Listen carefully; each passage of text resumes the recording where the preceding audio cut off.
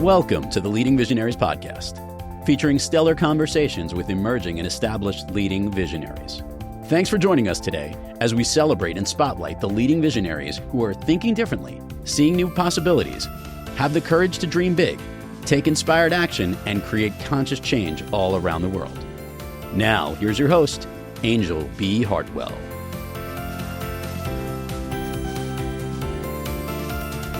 Hey everyone, it's Anjel again with another Leading Visionaries minisode. And today I am excited to share with you that we have actually just submitted for an Anthem Award. We submitted episode number 6, Larry Grogan's episode about pet therapy on campuses, to the Anthem Awards. And so wish us luck on that. I am here today to talk to you specifically about bringing on help. So as a visionary, one of the most important things you are going to need to learn is to stop being seduced by the culture of busy, and to stop being seduced by the idea of grinding it out and being the lone wolf who is bringing your vision into reality. Anyone who is listening to this podcast is likely somebody who is carrying a global impact producing vision.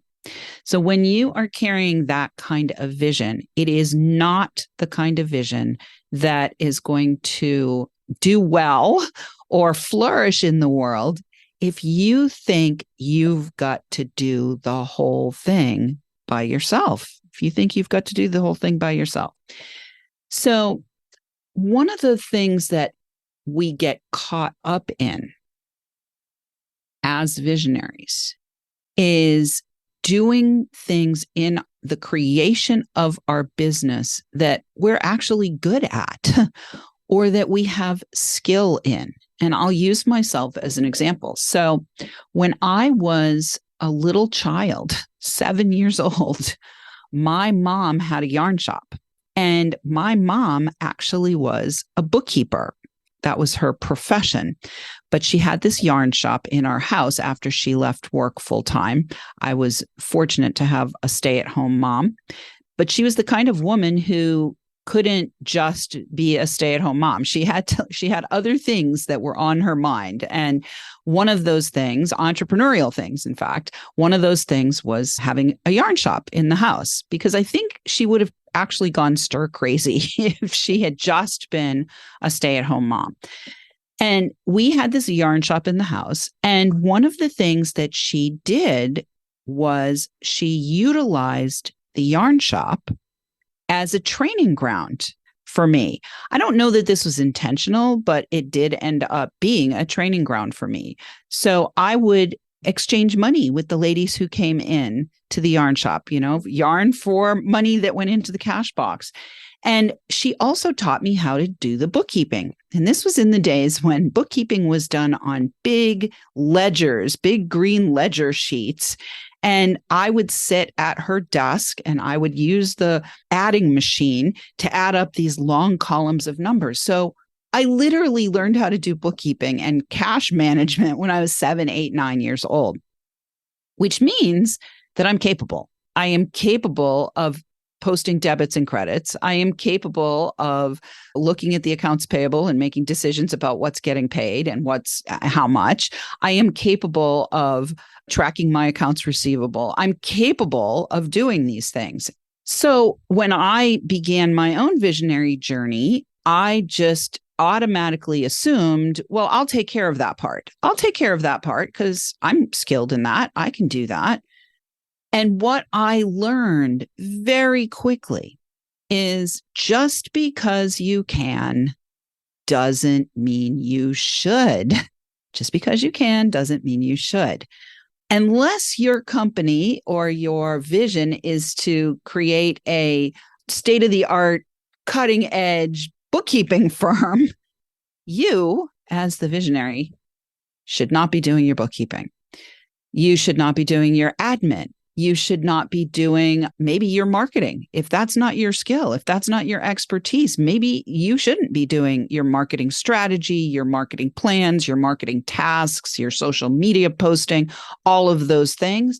Maybe you want to hire somebody to do those things, because at the level of being the visionary, and this is something that you'll find out as you grow in being a visionary, the people who are at the top of their game, who are leading visionaries all around the world, there are a few very simple things that they actually are engaged in doing. Number one, they are holding the vision. That's super important. It's, in fact, the most important thing that a visionary can do is hold that vision as it's coming into fruition, as it's coming into creation. Number two, they are communicating the vision out into the world. So that means they've got to actually focus on their communication. They've got to focus on their ability to show up fully present in their body, fully present for the people that they're communicating with. They've got to be able to articulate their communication clearly, concisely. One of my mentors says brevity plus clarity equals impact. And they've got to be intentional with their communication and understand who is the audience that they're communicating this vision to. Are you communicating with investors? Are you communicating with potential team members? Are you communicating with your potential audience of supporters and stakeholders? Who is the audience? And understanding that there's a different communication for each of those, that the big vision needs to have tailored communications for each of the different audiences. So that's the second thing that the visionary, the lead visionary, must do. And the third thing, and this is actually a part of the communication, the third thing that the lead visionary is, it's like their main job to do, is enrolling, inviting investors, inviting clients and customers, inviting colleagues to support your vision, inviting and enrolling and engaging people to exchange money with you, being the voice and face of the vision, the voice and face of the vision, who is actively engaged in the process of constantly being out there speaking about and enrolling people in the vision. Now, if you're a technician, some visionaries, there's a man that I met at the post office who ended up having multiple, like 3 multi-billion-dollar companies.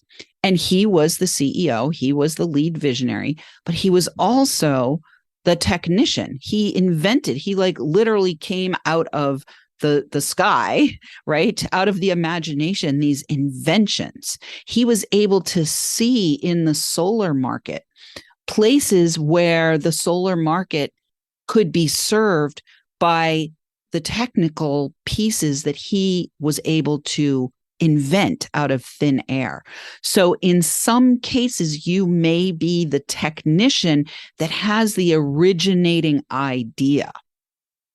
Now, the work here is this might be something you love, okay? This might be something that you're like madly in love with, is the creation of some new technology or the creation of some new system or process. This may be like where your heart really gets on fire for your vision, because you get to bring this, whatever it is, out of the nothingness into reality and simultaneously make money with it. And what ends up happening when you're a technician is you can lose sight of the 3 primary roles that you have as the CEO, as the founder, as the lead visionary. Number 1, hold the vision out here. Right? The vision is out here. And when you hold the vision, what that allows for is everyone who's enrolled and engaged in the vision to have a focal point, to blend their energies, to aim their energies, to invest their energies in that vision. So number one, hold the vision. Number two, communicate the vision constantly.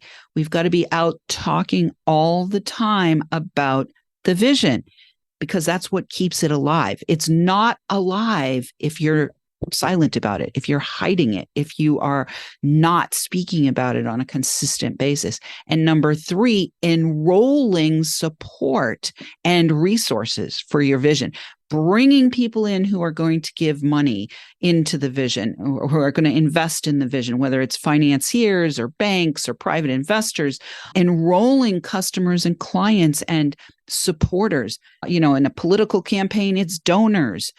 So enrolling those people so that the cash flow, the financial resources come in to continue to support the flourishing and growing of the business, and enrolling team members who are going to take on the parts that are not yours to do, including technicians who actually are more skilled at bringing a new technological advance into reality.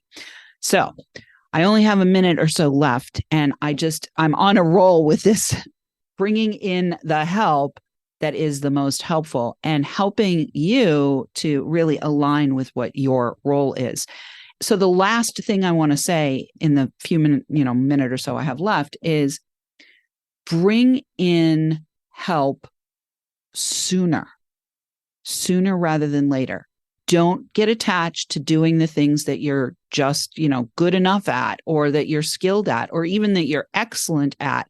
Stay in the spot where you are going to serve the vision at its highest level, and hire help, whether it's a consultant like me or other technicians or a bookkeeper, whatever it is.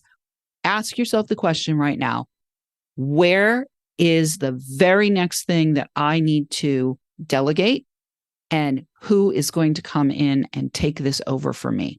Who is coming in to take this over for me? All right. That is our episode, our mini-sode for today, for Think About It Thursday. Thanks so much for listening. Remember to download, rate, review. 5 stars is welcome, and join our Leading Visionaries community. This is Anjel B. Hartwell, and I'd love to hear from you if you have any comments or feedback on this episode. Thanks for tuning in, downloading, and listening. Be sure to rate and review Leading Visionaries on Apple Podcasts, and share with other people you know who can benefit from today's episode. Leading Visionaries is the premier podcast series for informing, activating, and inspiring the leading visionaries who are called to create conscious change and know that now is the best time to welcome wealth and cultivate a web of collaborative support to bring their vision to life. We invite your feedback and guest suggestions, and invite you to subscribe to our mailing list to be notified of new episodes at leadingvisionariespodcast.com.